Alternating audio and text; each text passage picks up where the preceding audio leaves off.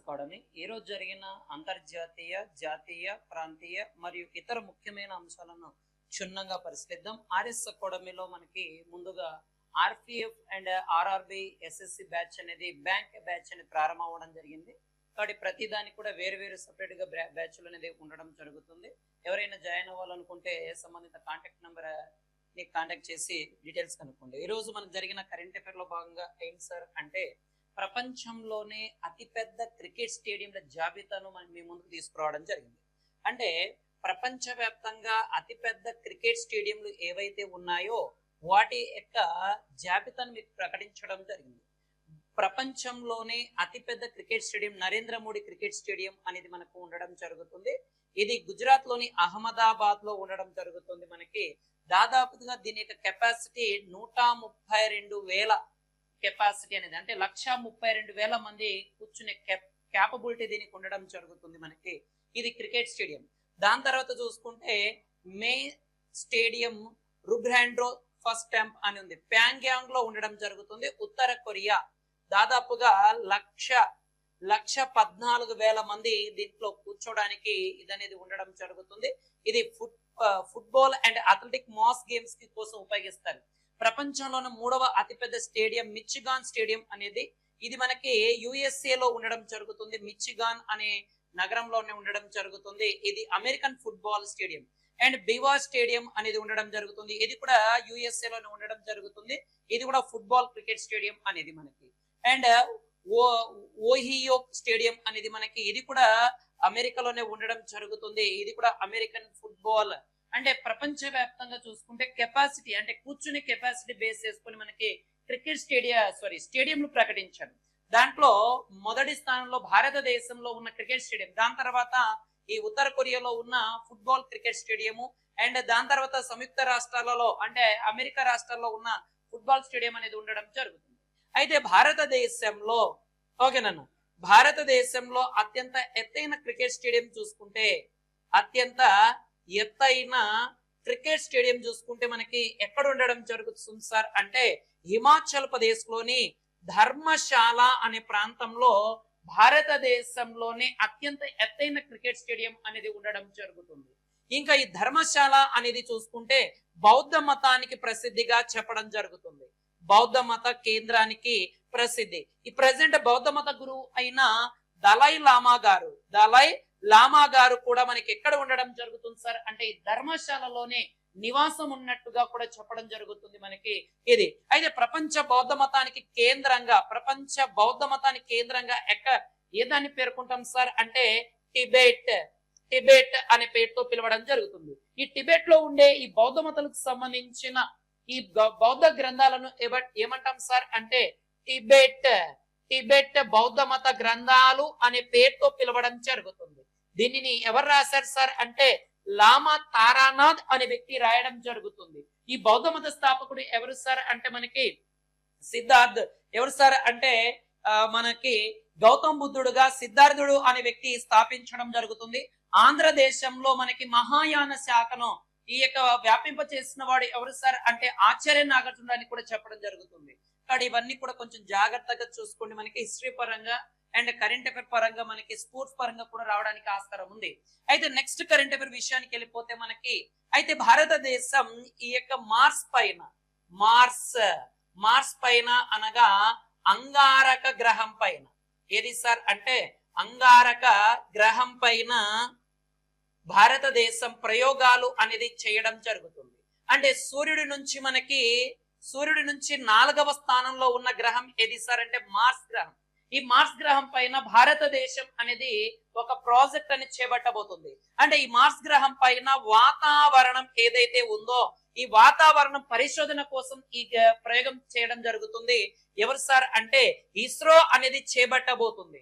ఈ మిషన్ పేరు ఏంటి సార్ అని చూసుకుంటే మనకి ఈ మిషన్ పేరు మంగళయాన్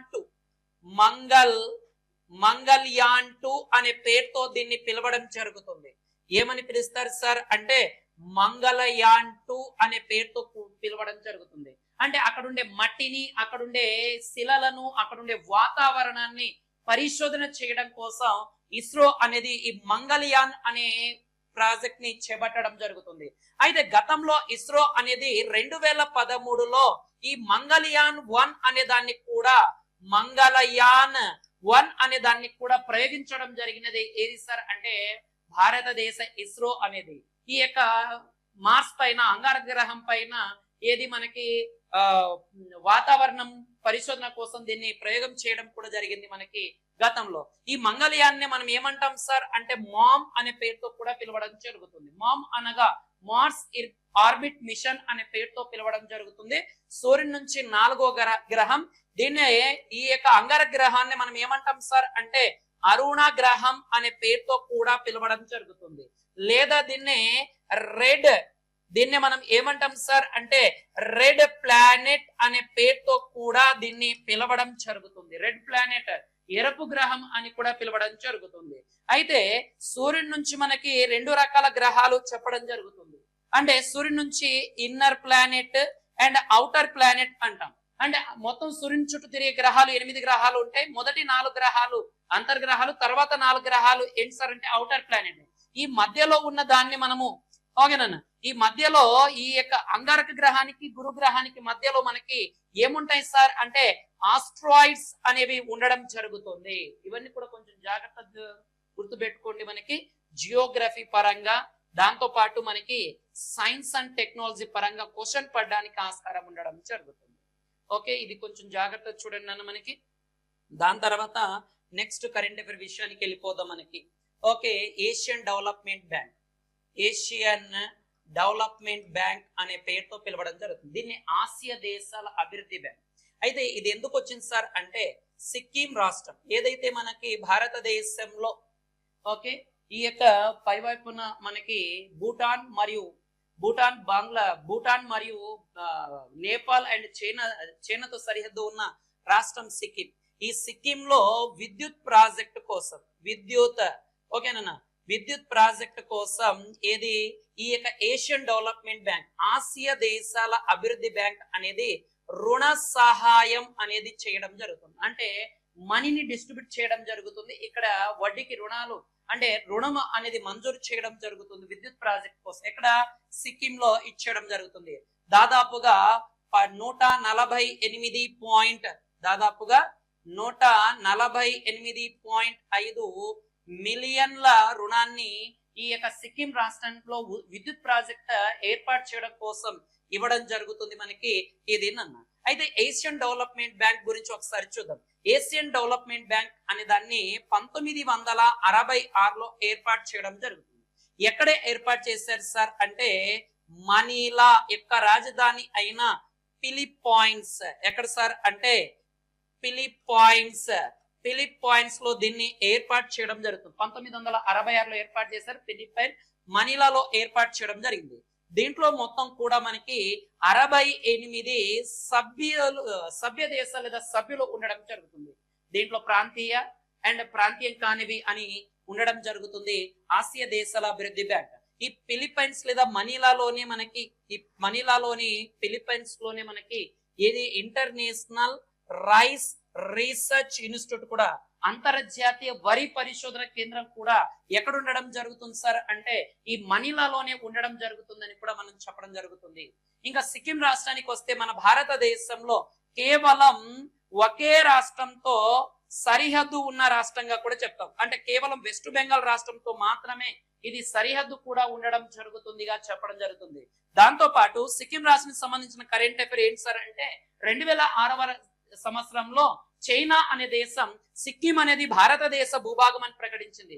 కానీ సిక్కింలోని ఫింగర్ ఏరియా మాత్రం మాది అని చైనా అనేది వాదించడం కూడా జరుగుతుంది. మనకి ఈ సిక్కింలోనే ఒక కనుమ కూడా ఉండడం జరుగుతుంది మనకి, దాలు కనుమ. ఏ కనుమ సార్ అంటే దాలు కనుమ అనేది ఉండడం జరుగుతుంది. ఈ దాలు కనుమని ఏదానికి ఇండియా మరియు చైనా మధ్య ఎకనామికల్ కారిడార్ గా కొనసాగుతుంది. అంటే ఆర్థిక నడవ కూడా కొనసాగడం జరుగుతుంది. ఇవన్నీ కూడా కొంచెం జాగ్రత్తగా చూడండి అన్న. ఇక్కడ నుంచి కరెంట్ అఫైర్ పడడానికి ఆస్కారం ఉన్న అంశం కూడా చెప్పవచ్చు. ఓకే, నెక్స్ట్ కరెంట్ అఫైర్ విషయానికి వెళ్ళిపోతే మనకి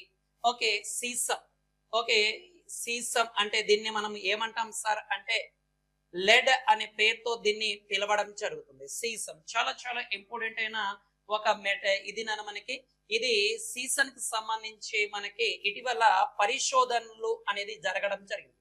పరిశోధనలు అనేది జరగడం జరుగుతుంది మనకి ఇది ఇది మనకి ఎక్కువగా మనం త్రాగే నీరు ఏదైతే డ్రింకింగ్ వాటర్ ఉంటుందో ఈ త్రాగే నీరులో ఎక్కువగా కలుషితం అవడం వలన ఎక్కువగా మన బాడీలో కొన్ని రకాల చేంజెస్ వచ్చి ఏమవుతున్నాం వ్యాధిగ్రస్తులుగా మారడం జరుగుతుంది అని ఈ పరిశోధనలో బయటపడడం జరిగింది. ఎవరైతే మనం ఎక్కువగా వాటర్ తీసుకుంటామో దాంట్లో సీసం కంటెంట్ ఎక్కువగా వస్తే ఇతర రోగాలు అనేవి వస్తున్నాయి అని ఈ రీసెర్చ్ లో బయటపడడం జరిగింది. అయితే సీసం కు సంబంధించినది మనకి ఇచ్చుదన్న సీసం అనేది నీలం రంగు మరియు తెలుపు రంగులో ఉండడం జరుగుతుంది. ఇది నీలం మరియు తెలుపు రంగులో ఉండడం జరుగుతుంది. ఏది సార్ అంటే ఇది దాంతో పాటు ఇది మృదువుగా సాగే గుణాన్ని కూడా ఈ సీసం అనేది కలిగి ఉండడం జరుగుతుంది మనకి ఇది ముఖ్యంగా చూసుకుంటే ఇది మనకి భూమి యొక్క లోపల కనిపించే ఒక విషపూరితమైన పదార్థంగా దీన్ని తీసుకోవడం జరుగుతుంది మనకి. ఇటీవల WHO యొక్క నివేదిక ప్రకారం దాదాపుగా ప్రపంచవ్యాప్తంగా 240 మిలియన్ల మంది దాని వలన ఈ లేడీ లేదా సీసం ని వాటర్ ద్వారా తీసుకోవడం వల్ల చాలా మంది అనారోగ్యానికి గురయ్యారు అని ప్రకటించడం జరిగినది మనకి ఇది. అయితే భారతదేశంలో ఎక్కువగా ఈ సీసం నిల్వలు లేదా సీసం కి సంబంధించి ఎక్కువ కాలుష్యం ఎక్కడ జరుగుతూ ఉన్నాయి సార్ అంటే బీహార్ రాష్ట్రము, ఉత్తరప్రదేశ్ రాష్ట్రము అండ్ మధ్యప్రదేశ్ రాష్ట్రము అండ్ జార్ఖండ్ రాష్ట్రము అండ్ ఛత్తీస్గఢ్ రాష్ట్రము అండ్ ఆంధ్రప్రదేశ్ లో ఎక్కువగా ఈ యొక్క లెడ్ లేదా ఈ సీసం అనేది నీటిలో కలవడం జరుగుతుంది అని కూడా ప్రకటించడం జరిగింది. కాబట్టి చాలా చాలా ఇంపార్టెంట్. ఇటీవల నీటి ద్వారా తీసుకోవడం వల్ల అనారోగ్యానికి గురవుతున్నారు. ఏ పదార్థం అంటే సీసం అనే లోహం మెటల్ అని చెప్పవచ్చు మనకి. ఓకే, ఇది త్రాగునీరు ద్వారా మనకి లోపలికి వెళ్ళి అనారోగ్యానికి గురవుతున్నామని కూడా ప్రకటించడం జరిగింది. ఓకే, నెక్స్ట్ కరెంట్ అఫైర్ విషయానికి వెళ్ళిపోతే మనకి భీష్మ ట్యూబ్ చాలా చాలా ఇంపార్టెంట్ అయినది నాన్న. మనం ఆల్రెడీ దీని గురించి చూసాం. ఏది సార్ అంటే భీషం లేదా భీష్మ ట్యూబ్ అనే పేరుతో దీన్ని పిలవడం జరుగుతుంది మనకి. ఇది ఏంటి సార్ అంటే మనకి ఒక స్వదేశీ మొబైల్ హాస్పిటల్ అంటే స్వదేశీయంగా తయారు చేసిన ఒక స్వదేశీ మొబైల్ హాస్పిటల్ అనే పేరుతో దీన్ని పిలవడం జరుగుతుంది. మొబైల్ హాస్పిటల్ అంటే ఏదైనా మనకి ఏదైనా యాక్సిడెంట్ అవి జరిగినప్పుడు ఎలాగైతే మనము అంబులెన్స్ ని ఇచ్చేస్తామో అలాగే ఇది ఏంటి సార్ అంటే భీష్మ అనే దాన్ని భారత వైమానిక దళం ఇండియన్ ఎయిర్ ఫోర్స్ ఈ ఇండియన్ ఎయిర్ ఫోర్స్ అనేది ఉత్తరప్రదేశ్ లోని ఆగ్రా ప్రాంతంలో దీన్ని ఎయిర్ డ్రైవ్ కోసం దీన్ని ప్రారంభించడం జరిగినది.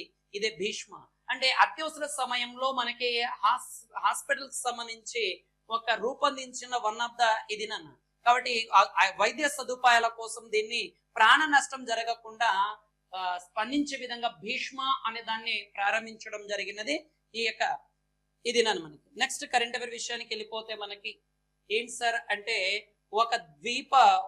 ఫ్రెంచ్ లోని ఒక ద్వీప ప్రాంతంలో ఎమర్జెన్సీని ప్రకటించడం జరిగింది. ఎక్కడ సార్ అంటే ఫ్రెంచ్. ఓకే, ఎక్కడ సార్ అంటే మనకి ఫ్రెంచ్ అనే ప్రాంతంలో మనకి ఫ్రెంచ్ లోని ఒక ద్వీప సమూహం అనేది ఫ్రెంచ్ లోని ఒక ద్వీప సమూహంలో ఏది సార్ అంటే న్యూ కెలెడోనియా అనే ప్రాంతంలో ఫ్రెంచ్ లోని ఒక ద్వీప ప్రాంతం అయిన న్యూ కెలెడోనియా అనే ప్రాంతంలో ఏం చేస్తారు సార్ అంటే అత్యవసర పరిస్థితిని ప్రకటించారు. అత్యవసర పరిస్థితిని ప్రకటించడం జరిగినది. ఎవరు సార్ మనకి ఈ ఫ్రెంచ్ అనే గవర్నమెంట్ ప్రకటించడం జరుగుతుంది మనకి ఇది నన్ను. దాదాపుగా చూసుకుంటే ఈ యొక్క న్యూ కెలెడోనియా అనే ప్రాంతం అనేది ఆస్ట్రేలియా అనే దేశానికి దాదాపుగా ఒక 1500 కిలోమీటర్ల దూరంలో ఉంటుంది. అయితే దీనిని 1774లో కెప్టెన్ బ్రిటిష్ దేశానికి చెందిన కెప్టెన్ కుక్ అనే వ్యక్తి కనుగొనడం జరిగింది. ఈ ద్వీప సమూహాన్ని 1774లో కెప్టెన్ కుక్ అనే వ్యక్తి కనుగొనడం జరిగినది. దాని తర్వాత 1998లో ఇది ఏం చేస్తారు సార్ అంటే ఈ ఫ్రెంచ్ అధీనంలో ఉంది కదా, ఇది ఏం చేస్తారు అంటే స్వయం ప్రతిపత్తిని ప్రకటించడం జరిగింది. స్వయం ప్రతిపత్తిని ప్రకటించడం జరిగింది. ఇటీవల 2018-2020లో కూడా ఈ దేశానికి ఈ ప్రాంతానికి స్వతంత్రం కావాలని ఒక పబ్లిసిటీ ప్రజాభిప్రాయ సేకరణ చేస్తే మాకు స్వతంత్రం వద్దు అని ఈ న్యూ కెలడోనియా అనే ప్రాంతం ప్రకటించడం జరిగింది. చాలా చాలా ఇంపార్టెంట్ మనకి ఇది పాలిటీలో భాగంగా మనకి కరెంట్ అఫైర్ లో అడగడానికి ఛాన్సెస్ ఉంది. ఇటీవల ఏ ప్రాంతంలో ఆ ఎమర్జెన్సీని ప్రకటించారు? భారత రాజ్యాంగంలో అయితే మన ఎమర్జెన్సీ గురించి తెలియజేసే ఆర్టికల్ 3 ఉన్నాయి. ఏంటి సార్ అంటే ఒకటి 350 ఏది సార్ అంటే 352 అండ్ 356 అండ్ 360 అనే 3 ఆర్టికల్ ఉన్నాయి. ఒకటేమో ఏంటి సార్ అంటే నేషనల్ ఎమర్జెన్సీ గురించి చెప్పేది, అండ్ రెండవదేమో మనకి స్టేట్ ఎమర్జెన్సీ గురించి చెప్పేది, స్టేట్ ఎమర్జెన్సీ లేదా కాన్స్టిట్యూషనల్ ఎమర్జెన్సీ అంటాం. మూడవది ఎకనామికల్ ఎమర్జెన్సీ అనే పేరుతో పిలుస్తాం. అయితే నేషనల్ ఎమర్జెన్సీ అనేది ఇప్పటి వరకు 3 సార్లు విధించారు. నెహ్రూ కాలంలో ఒకసారి అండ్ ఇందిరాగాంధీ కాలంలో 2 సార్లు విధించారు. ఇంకా దాని తర్వాత 356 స్టేట్ ఎమర్జెన్సీ లేదా కాన్స్టిట్యూషనల్ ఎమర్జెన్సీ భారతదేశంలో దాదాపు ఒక 125 పైగా ఎక్కువ సార్లు విధించారు. భారతదేశంలో మొట్టగా అత్యధిక సమయం ఎక్కడ ఎమర్జెన్సీ విధించారంటే కర్ణాటక ప్రాంతంలో.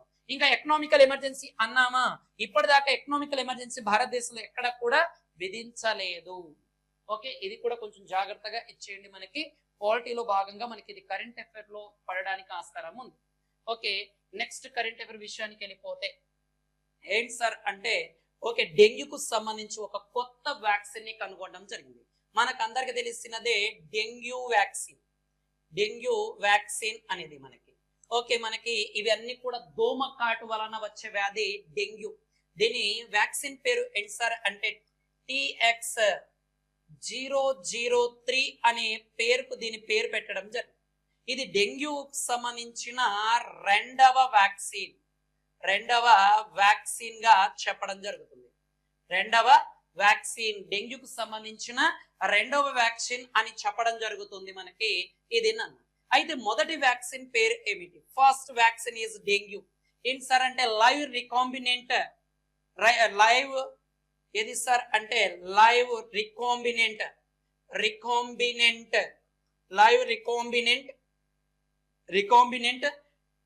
టెట్రావాలెంటా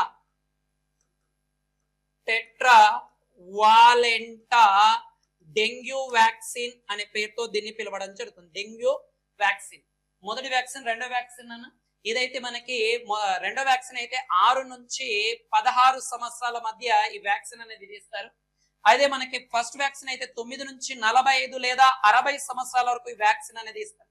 ప్రతి వ్యాక్సిన్ కూడా 6 నెలల వ్యవధిలో 3 డోసులు అనేవి 3 డోసులు ఇవ్వడం జరుగుతుంది. అంటే మొత్తం కూడా మనకి ఏ దాని ద్వారా వస్తాయి సార్ అంటే దోమ కాటు వలన రావడం జరుగుతుంది. ఈ వ్యాక్సిన్ సంబంధించి WHO వరల్డ్ హెల్త్ ఆర్గనైజేషన్ కూడా అప్రూవల్ చేయడం జరిగింది. ఇది కూడా కొంచెం జాగ్రత్తగా గుర్తు పెట్టుకోండి. మనకి ఇది ఎగ్జామ్ పాయింట్ ఆఫ్ వ్యూ లో ఖచ్చితంగా మనకి అడగడానికి ఛాన్సెస్ ఉంది. ఇటీవల కొన్ని రకాల వ్యాక్సిన్ కూడా చెప్పాం. దాంతో పాటు ఇటీవల చూడండి బ్రిటన్ దేశానికి చెందిన ఆస్ట్రాజెనకా అనే వ్యాక్సిన్ కి సంబంధించి సైడ్ ఎఫెక్ట్స్ ఉన్నాయి, మనుషులు కూడా చనిపోవడం జరుగుతుంది వ్యాక్సిన్ వలన అని కూడా మనకి ఆ వ్యాక్సిన్ ప్రపంచవ్యాప్తంగా ఆ వ్యాక్సిన్ ని ఉపసంహరించుకోవడం కూడా జరిగింది. ఓకే, ఇవన్నీ కూడా కొంచెం జాగ్రత్త చూడండి. దాంతో పాటు మనకి ఇటీవల భారతదేశానికి సంబంధించిన వ్యాక్సిన్ ప్రెసిడెంట్ గా ఈ డాక్టర్ రెడ్డిస్ ల్యాబ్ కి సంబంధించిన వ్యవస్థాపకుడు అధ్యక్షుడిగా నియమించబడ్డాడు. అదల్లా కూడా మనం చెప్పుకున్నాం. అవన్నీ కూడా లింకప్ చేసుకోండి. మనకి ఇది సైన్స్ అండ్ టెక్నాలజీ భాగంలో క్వశ్చన్ పడడానికి ఆస్కారం ఉంది ఇక్కడ నుంచి. ఓకే, నెక్స్ట్ కరెంట్ అఫైర్ విషయానికి వెళ్ళిపోతే మనకి ఓకేనన్న నెక్స్ట్ చూసుకుంటే మనకి ఇది అవసరం లేదన్న. నెక్స్ట్ కరెంట్ అఫైర్ చూసుకుంటే మనకి ఒక పక్షి ప్రేమికుడికి సంబంధించి మనకి హైదరాబాద్ ప్రాంతానికి చెందిన ఒక వ్యక్తికి ఏం సార్ అంటే ఉత్తమ best wild life photograph award అనేది 2024 సంవత్సరానికి గాను రావడం జరిగింది. Best wild life photograph award 2024 కి సంబంధించి ఎవరికి రావడం జరిగింది సార్ అంటే మనకి హైదరాబాద్ నగరానికి చెందిన ఒక వ్యక్తికి అంతర్జాతీయ రావడం జరిగినది మనకి అని చెప్పవచ్చు. మనకి ఇది నన్ను ఒక పక్షి ప్రేమికుడికి అంటే ఇక్కడ చూడండి ఒక గద్దను ఒక పిట్ట కొడుతున్నట్టుగా దానికి సంబంధించి బెస్ట్ వైల్డ్ లైఫ్ ఫోటోగ్రాఫ్ అనేది మనకి అవడం జరిగింది. కాబట్టి చాలా జాగ్రత్త, ఇక్కడ నుంచి క్వశ్చన్ పడడానికి ఆస్కారం ఉంది. ఓకే, నెక్స్ట్ కరెంట్ అఫైర్ విషయానికి వెళ్ళిపోతే ఈ యొక్క అంతర్జాతీయ మ్యూజియం డేగా ఓకే మే 18వ తారీఖుని ఇంటర్నేషనల్ మ్యూజియం డేగా మే 18వ తారీఖుని నిర్వహించడం జరుగుతుంది. దీనికోసం ఒక థీమ్ కూడా ఉంది, విద్యా మరియు పరిశోధన కోసం మ్యూజియం అని. విద్య పరిశోధన కోసం మ్యూజియం అనేది దీన్ని international council of museum organization అనేది దీన్ని ప్రతి సంవత్సరం నిర్వహిస్తున్నారు. ఈ యొక్క మొట్టమొదటిసారిగా 1977లో ఈ డేని నిర్వహించారు. 1977 నుంచి ప్రతి సంవత్సరం దీన్ని నిర్వహిస్తూ రావడం జరుగుతుంది. మనకి ఇది నన్ను ఇక్కడ కొంచెం జాగ్రత్తగా చూడండి. మనకి ఈ మ్యూజియానికి సంబంధించి డేటా మనకి అడగడానికి ఛాన్సెస్ ఉంది డేట్లలో. దాని తర్వాత మనకి ఒక నోబెల్ బహుమతి గ్రహీత అయిన Alice Munro okay Alice Munro ఈ Nobel award winner. Nobel award winner ఎప్పుడు సార్ అంటే 2013లో సాహిత్యంలో భాగంగా నోబెల్ అవార్డ్ అనేది 2013లో రావడం జరిగింది. అయితే ఈమె మరణించడం జరిగింది కాబట్టి ఈమె గురించి కాస్త గుర్తు పెట్టుకోండి. మనకి నోబెల్ అవార్డ్ గ్రహీత మరణించడం జరిగినది. అండ్ గతంలో 2009లో కూడా ఈమె రాసిన ఒక పుస్తకానికి మ్యాన్ బుకర్ ప్రైజ్ కూడా రావడం జరిగింది. ఇంటర్నేషనల్ మ్యాన్ బుకర్ ప్రైజ్ కూడా 2009లో గెలుపొందడం జరిగింది. దాంతో పాటు నోబెల్ అవార్డ్ అనేది చూసుకుంటే 1895లో నోబెల్ ఫౌండేషన్ అనేది ప్రారంభమైంది. 1901 నుంచి ఈ నోబెల్ అవార్డ్స్ అనేది ఇవ్వడం జరుగుతుంది. 1901 నుంచి నోబెల్ అవార్డ్ అనేవి వరుసగా ఇవ్వడం జరుగుతుంది. 1901లో మనకి ఏకంగా 5 రంగాల్లో మాత్రమే ఇచ్చారు. 1969లో ఎకానమీలో నోబెల్ అవార్డు ప్రవేశపెట్టారు. 1969 మొత్తం 6 రంగాల్లో నోబెల్ అవార్డు అనేది ఇవ్వడం జరిగింది. అత్యధికంగా నోబెల్ అవార్డు ఏ దేశస్తులు గెలుపొందారు సార్ అంటే యుఎస్ఏ దేశానికి చెందిన వాళ్ళు ఎక్కువగా నోబెల్ అవార్డు గెలుపొందారుగా మనం చెప్పవచ్చు. ఓకే, ఇదల్లా కూడా కొంచెం జాగ్రత్తగా నీట్ గా చూడండి మనకి. ఓకే, నెక్స్ట్ కరెంట్ అఫైర్ విషయానికి వెళ్ళిపోతే మనకి okay Indian news paper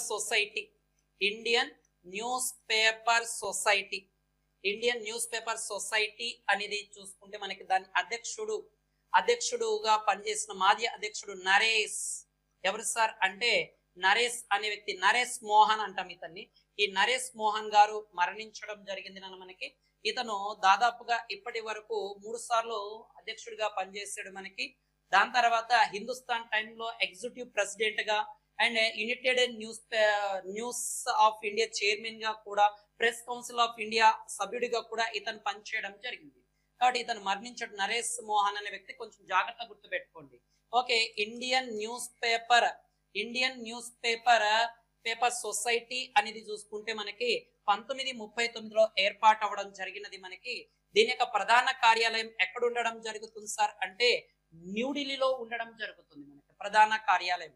president దీని యొక్క అధ్యక్షుడు ఎవరున్నారు సార్ అంటే రాకేష్ శర్మ గారు ఉండడం జరుగుతుంది. ఎవరున్నారు సార్? రాకేష్ శర్మ గారు ఉండడం జరుగుతుంది. మనము ఈ యొక్క మనకి 4th సెక్టార్ అంటాం కదా, ప్రెస్ మనకి 4th సెక్టార్ గా 4వ రంగంగా పిలుస్తాం.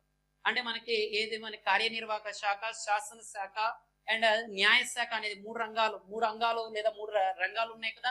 ఇదే 4వ రంగమే సార్ అంటే ప్రెస్. ఓకే, ఈ ప్రెస్ ఫ్రీడమ్ ఇండెక్స్ లో కూడా భారతదేశం స్థానం కూడా చూసాం మనం. ఓకే, అవన్నీ కూడా కొంచెం జాగ్రత్తగా యాడ్ చేసుకుంటే మనకి ఎగ్జామ్ పాయింట్ ఆఫ్ లో ఈ యొక్క రిపోర్ట్ లో భాగంగా క్వశ్చన్ పడడానికి ఆస్కారం ఉంది. దాని తర్వాత చూసుకుంటే మనకి ఇది అవసరం లేదు నాన్న.